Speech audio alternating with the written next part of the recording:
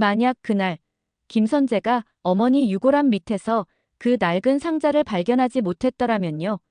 민두식과 자기 사이에 피 한 방울 섞였다는 사실을 평생 모른 채 그냥 민강 유통을 무너뜨릴 칼로만 살았을지도 모르겠습니다. 아침부터 집안 공기가 이상하게 무거웠는데요. 민경채는 욕실 거울 앞에 서서 한참 동안 자기 얼굴만 들여다보고 있었습니다. 그녀의 손바닥에는 아직도 공 실장의 뺨을 후려치던 느낌이 생생하게 남아있었어요. 남의 자식을 내 딸인 줄 알고 키우는 꼴이 그렇게 재밌었어요? 입 밖으로 내뱉고 나서도 믿기지 않던 말이었습니다. 스스로 입을 틀어막고 싶을 만큼 잔인한 문장이었는데요. 찬물로 얼굴을 씻으면서도 머릿속에서는 세리의 얼굴만 떠올랐습니다. 시험 전날마다 새벽까지 공부하다가 눈을 토끼처럼 붉히고 엄마, 나 그냥 전문대 가면 안 돼요? 투정 부리던 애. 힘들다고 하면서도 결국 다시 책상 앞에 앉던 애. 검사하자고 서류에 사인한 사람도 나고 결과 보고 싶어 했던 사람도 나고. 근데 왜 상처는 다 그의 목처럼 느껴지지? 민경채는 세면대 위에 두 손을 짚은 채 고개를 숙였습니다. 눈을 감으니 며칠 전 장면이 떠올랐습니다. 세리가 알레르기 있는 음식을 먹을 뻔했을 때 자신이 거의 반사적으로 소리를 지르던 그 순간. 그거 먹지 마. 너 그거 먹으면 죽어. 세리는 놀란 눈으로 젓가락을 멈췄고 그 뒤로 며칠째 말을 아끼고 있었습니다. 혹시 언니가 자기에게 실망했을까 무서워하는 눈빛이었어요. 그 눈빛이 계속 마음에 걸렸습니다. 화장대 서랍을 열자 구겨진 증명사진이 하나 나왔습니다. 세리가 고등학교 입학하던 해 억지로 끌고 가서 찍었던 사진이었는데요. 머리는 질끈 묶고 교복 어깨선이 안 맞는다고 투덜거리던 날이 생각났습니다. 사진을 꺼내다 손가락이 모서리에 살짝 베었습니다. 붉은 피 한 방울이 사진 위 세리의 웃는 얼굴 위로 떨어졌는데요. 피가 번지는 걸 멍하니 바라보다가 민경채는 수건으로 사진을 닦다가 말았습니다. 이건 내 피고 그 애는 내 피가 아니라는 검사 결과를 내가 손에 쥐었지. 그래서 뭐가 달라졌지? 세리한테 언니라는 말 들으면 아직도 가슴이 먼저 움직이는데. 분노와 죄책감, 미련이 한꺼번에 밀려왔습니다. 그러다 문득 한 사람이 떠올랐어요. 검사 결과 봉투를 건네던 김선재. 저 사람은 언제부터 알고 있었을까? 세리가 민경채의 친딸이 아니라는 사실도, 백설이와의 엮인 관계도, 그리고 자기 피가 누구랑 섞여 있는지도. 그 질문이 가슴에 걸렸지만 지금은 물을 수도 없었습니다.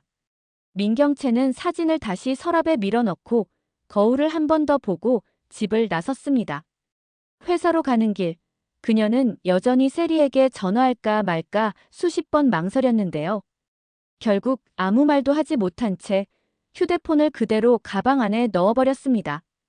김선재의 이야기로 돌아가 보면요. 처음 그 낡은 상자를 발견했을 때만 해도 이게 이렇게까지 큰 파장을 가져올 줄 몰랐습니다. 어머니 장례식이 끝나고 혼자 남은 집은 이상할 만큼 조용했는데요. 냉장고 돌아가는 소리랑 벽시계 초침 소리만 들리는 가운데 문득 어머니가 했던 말이 떠올랐습니다. 저기 장롱 밑바닥 봐. 엄마 죽고 나면 그 상자 꼭 열어봐야 돼. 기분 더러워질 수도 있는데 그래도 너 알아야 돼.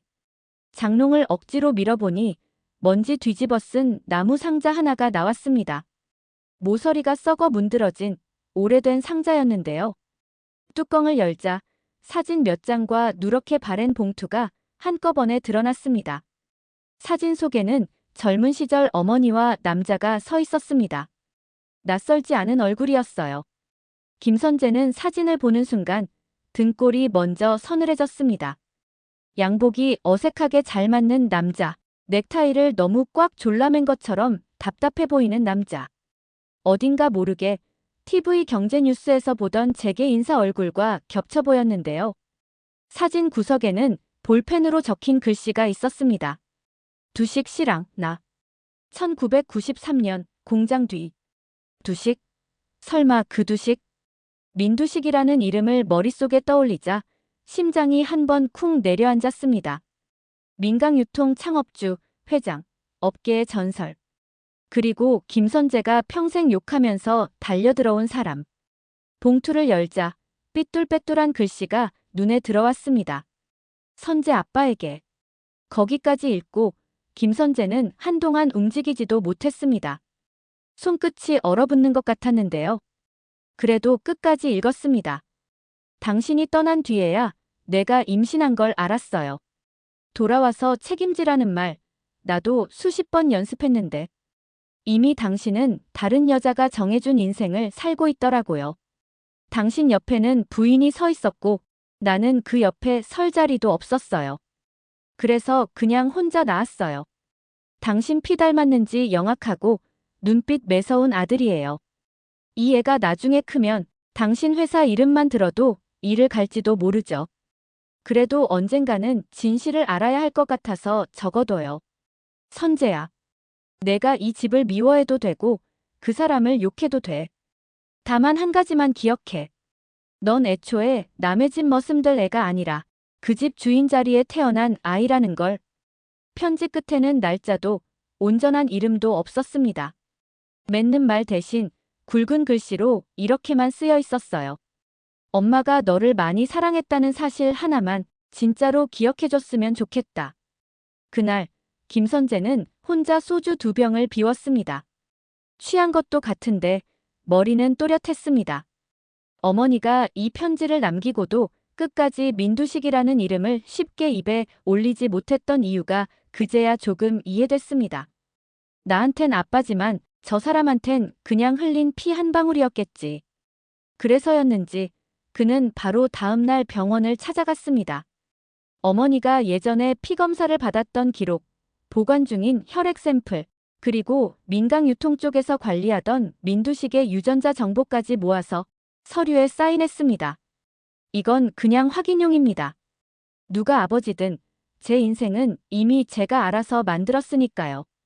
입으로는 그렇게 말했는데요. 검사 의사가 결과 나오면 연락드리겠습니다라고 말할 때 손에 쥔 펜이 조금 떨린 건 본인도 알아차릴 수밖에 없었습니다. 며칠 뒤 흰 봉투 하나를 받아들었을 때도 마찬가지였습니다.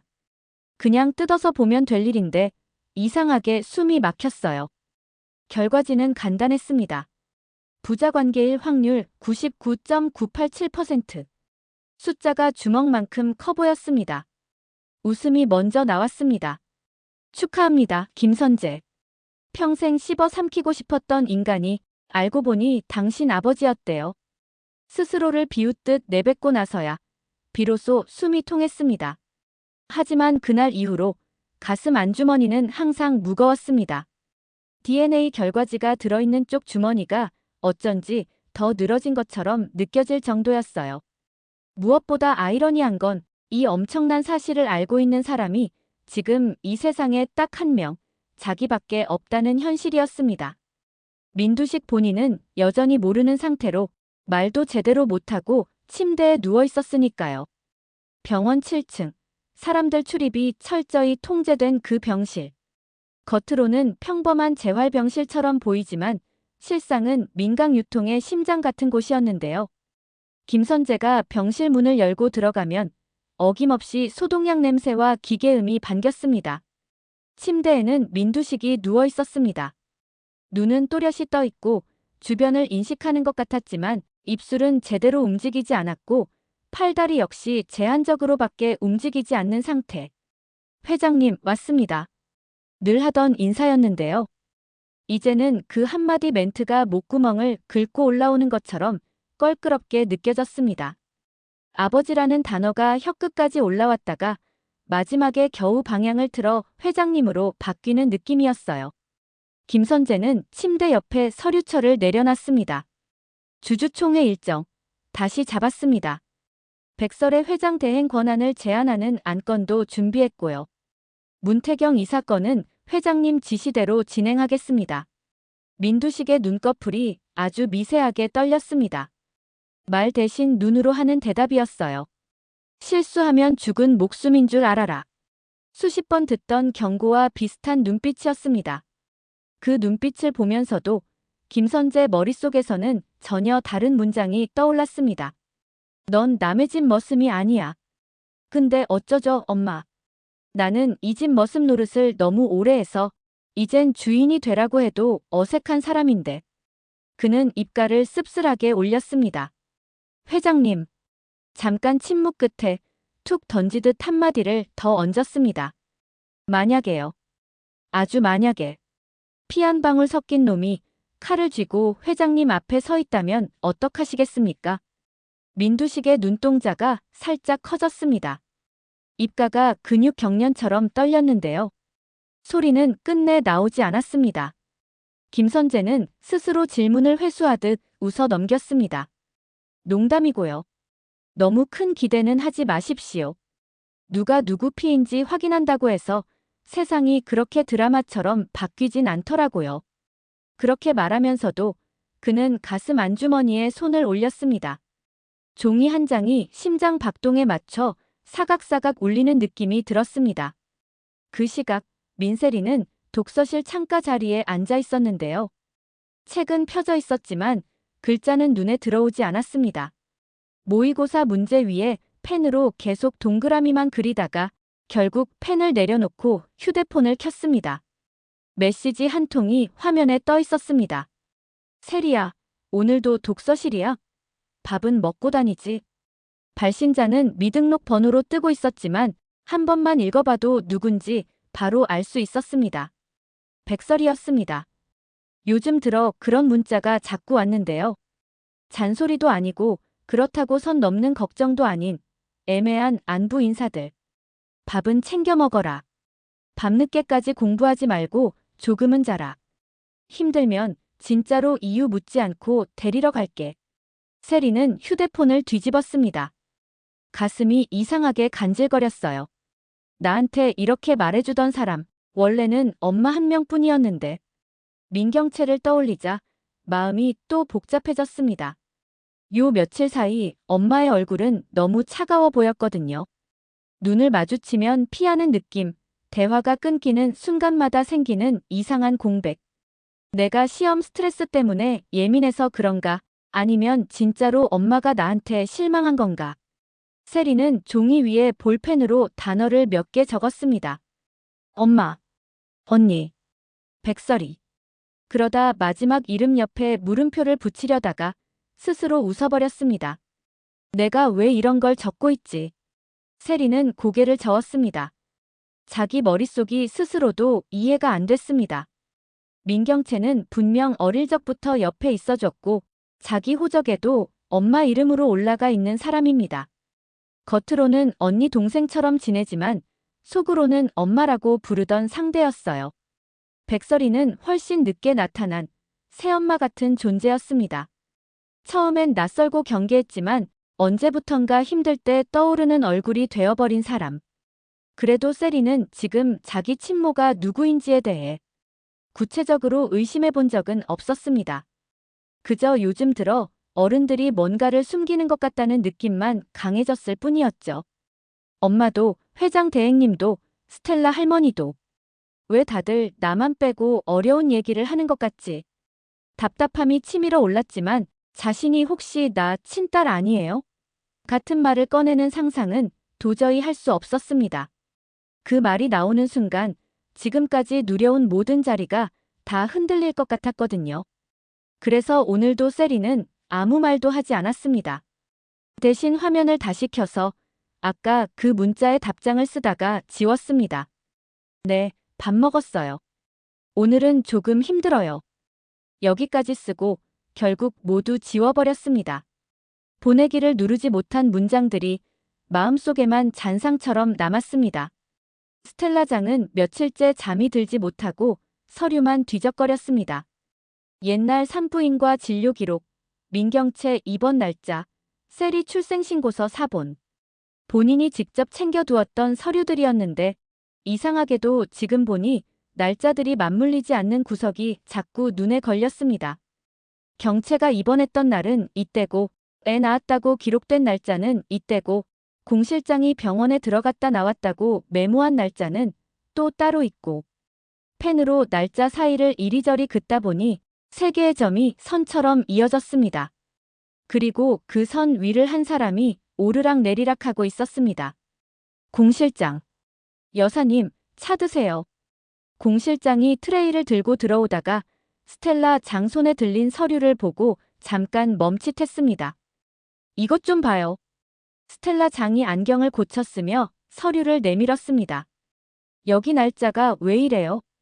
내가 기억하기로는 그날 경채가 수술 들어갔다고 들었는데 이 기록엔 애가 다른 날 태어난 걸로 돼 있어요. 공 실장은 잠시 아무 말도 하지 않았습니다. 공 실장, 나 또 당한 겁니까? 셀이 그 애, 정말 우리 경채 피 받아서 나온 애 맞아요? 내 손녀 맞냐고요? 그 질문에 공 실장은 씁쓸하게 웃었습니다.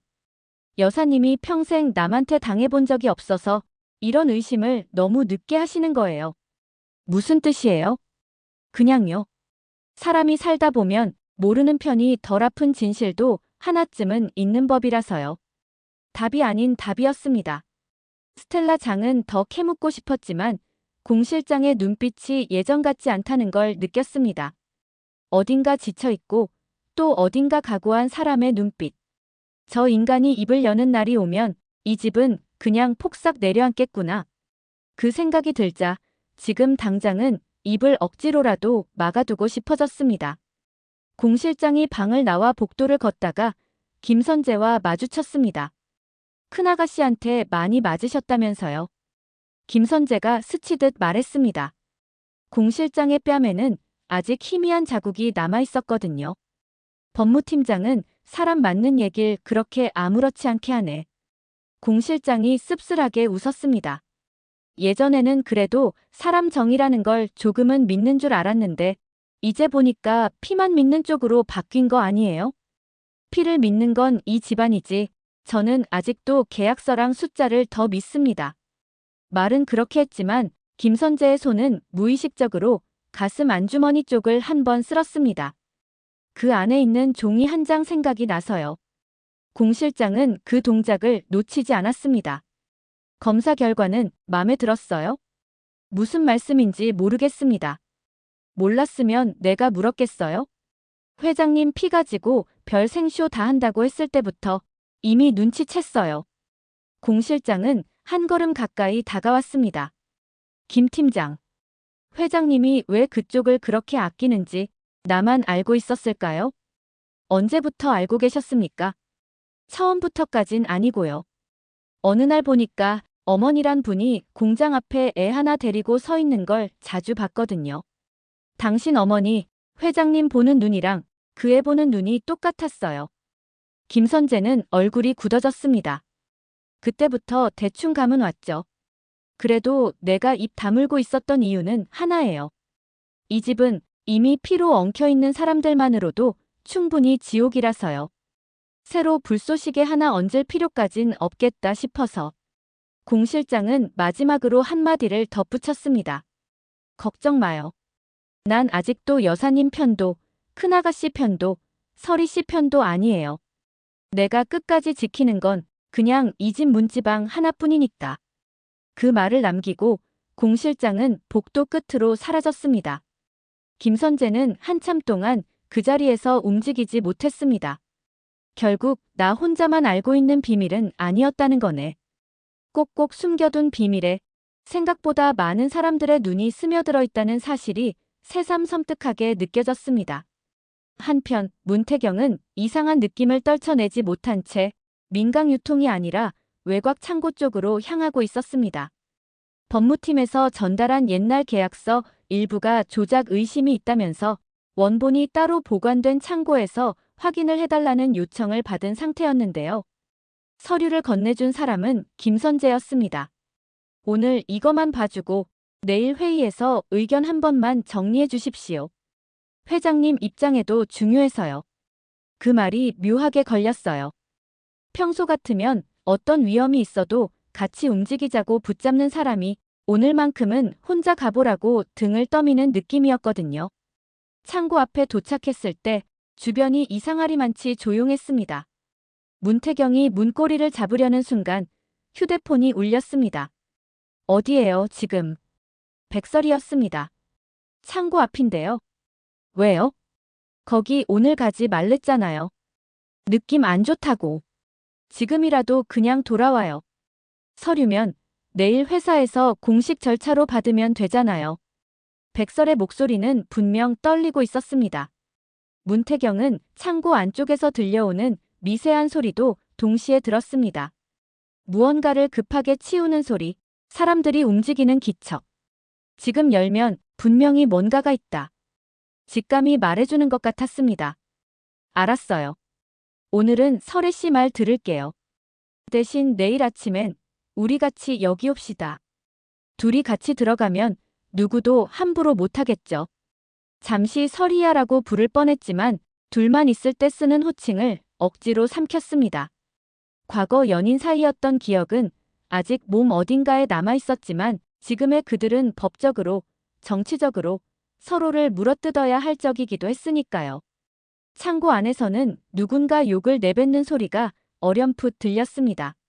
마치 오늘 놓쳤다라고 말하는 것 같았습니다. 문태경은 일부러 뒤를 돌아보지 않고 그냥 그대로 그 자리를 떠났습니다.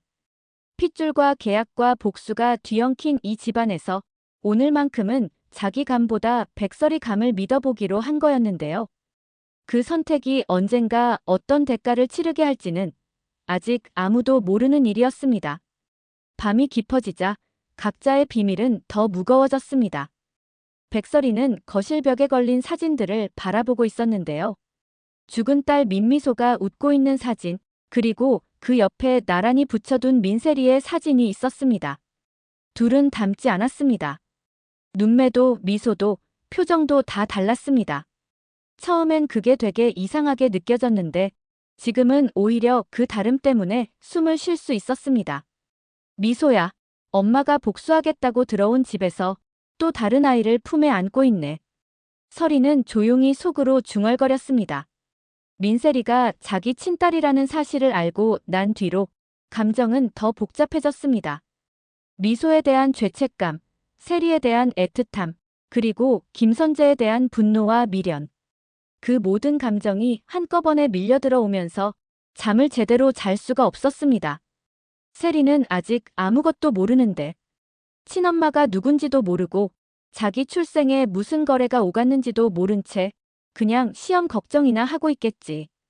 그 사실이 설이를 더 아프게 만들었습니다. 진실을 말해줘야 할까?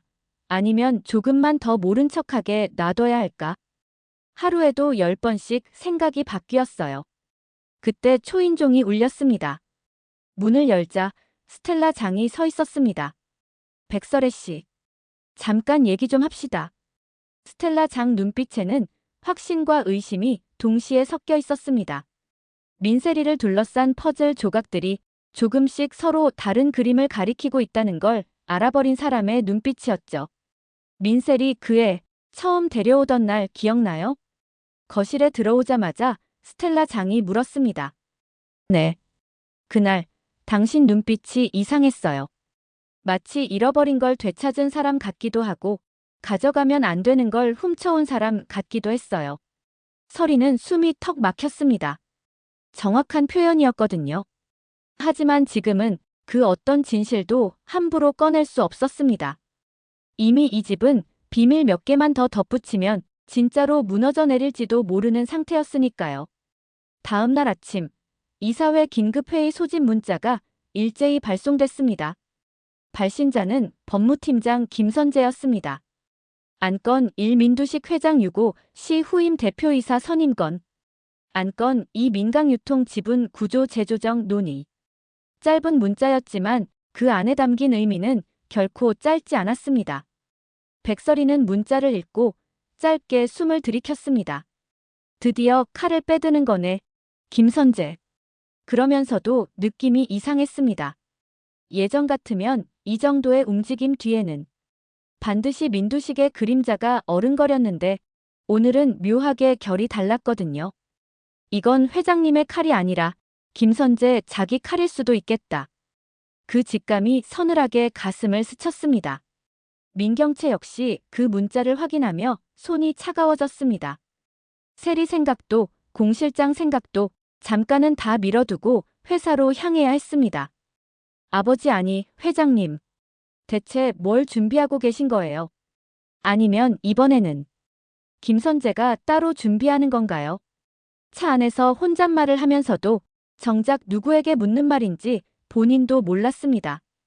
회의실 문이 하나둘 열리고 이사들이 자리를 채워갔습니다. 창가에 서 있던 김선재는 도시를 내려다보다가 천천히 몸을 돌렸습니다. 가슴 안주머니 속에는 여전히 그 종이 한 장이 들어있었어요. 부자 관계일 확률 99.987%. 민두식은 모르는 사실. 어머니는 이미 세상을 떠나 말할 수 없는 사실. 공 실장과 김선재만 알고 있는 진실. 오늘 이걸 꺼낼까? 아니면 아직 칼집 안에 넣어둘까? 마지막까지 고민했습니다. 지금 이 자리에서 나도 이 집 피다라는 사실을 공개해버리면 판은 완전히 새로 짜일 겁니다. 대신 누구 하나 죽어나가지 않고 끝나기는 어려울 테고요. 회의가 시작되자 이사들의 시선이 자연스럽게 김선재에게 쏠렸습니다. 그는 단상 쪽으로 걸어가 서류를 펼쳤습니다. 오늘 회의 안건은 두 가지입니다. 목소리는 차분했는데요. 눈빛만큼은 낯설게 느껴졌습니다. 몇몇 이사들은 옆 사람에게 속삭였습니다. 저 눈빛, 옛날 민 회장님 회의하실 때랑 똑같지 않아? 사람 자르는 눈이지, 저건. 그 말이 민경채 귀에도 들어왔습니다. 그녀는 본능적으로 고개를 들어 김선재를 바라봤습니다. 옆 얼굴, 턱선, 말을 멈출 때 생기는 입가주름. 그 모든 게 어릴 때부터 봐 온 민두식의 얼굴과 겹쳐졌습니다. 설마 진짜? 이성은 말도 안 된다고 부정했지만 몸이 먼저 반응했습니다. 손에 쥔 펜이 살짝 떨렸습니다. 그 순간 김선재가 이사회석을 한번 천천히 훑어보더니 민경채 쪽을 스쳐 지나갔습니다. 잠깐 동안 눈이 마주쳤습니다. 그 눈은 분명히 그렇게 말하고 있는 것 같았습니다. 이제 나도 이 판에서 몫이 있다. 하지만 그게 정확히 무슨 뜻인지는 아직 아무도 모르는 일이었습니다. 민두식 본인조차 자신의 숨겨진 피가 어디까지 자라서 어떤 칼을 쥐고 있는지 알지 못한 채 저 멀리 병원 침대 위에서 눈만 뜬 채로 숨을 고르고 있었거든요. 회의실 안공기는 점점 더 무거워졌습니다. 안건이 하나씩 화면에 띄워지고 지분 구조 그래프와 이름들이 오르내릴수록 보이지 않는 금이 바닥에 갈라지는 듯한 느낌이 들었습니다. 누군가는 그 금이 곧 오래된 비밀의 단층을 드러낼 거라는 걸 어렴풋이 느꼈고 누군가는 여전히 못 본 척 고개를 돌렸습니다. 단 한 사람, 가슴 안에 종이 한 장을 숨겨둔 김선재만이 알고 있었습니다. 이 금이 어느 날 민두식이라는 이름 위로 깊게 내려올 거라는 걸요. 그리고 그때 그 금 사이로 떨어질 사람들 명단 맨 위에 자기 자신과 사랑했던 여자, 그리고 아직 친모가 누군지도 모른 채 시험 걱정만 하고 있는 한 아이 이름이 함께 올라가 있을지도 모른다는 사실까지도요.